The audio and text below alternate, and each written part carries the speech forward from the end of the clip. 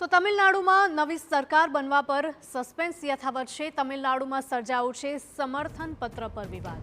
જી હા, ટીવીકેનો એએમએમકે એ ટેકો આપ્યાનો દાવો કર્યો છે।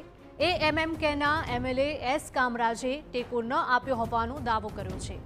એએમએમકેના મહાસચિવે નકલી સમર્થન મોકલ્યાનો આરોપ લગાવ્યો છે। એએમએમકેના આ મામલે ફરિયાદ નોંધાવી છે અને ટીવીકે સમર્થન કરતો વિડીયો જાહેર કર્યો છે।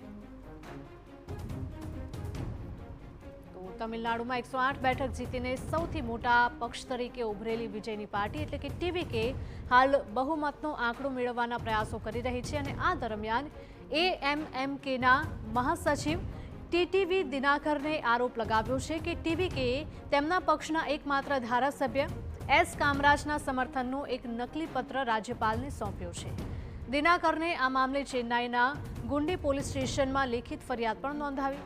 દિનાકરને દાવો કર્યો છે કે તેમના ધારાસભ્ય કામરાજ ગાયબ હતા અને ટીવીકે દ્વારા તેમને લલચાવવાનો પ્રયાસ કરવામાં આવ્યો હતો। જોકે મોડી રાત્રે દિનાકર પોતે ધારાસભ્ય કામરાજને સાથે લઈને રાજભવન પહોંચ્યા હતા અને રાજ્યપાલને અસલી સમર્થન પત્ર બતાવ્યું હતું, જેમાં તેમણે એઆઈએડીએમકેને ટેકો જાહેર કર્યો છે।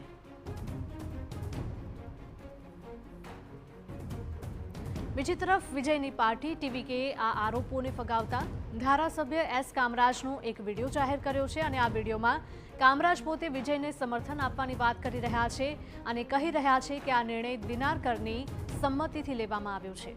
ટીવીકે સ્પષ્ટ કર્યું છે કે તેમને કોઈ પણ પ્રકારની વાતચીતની જરૂર નથી।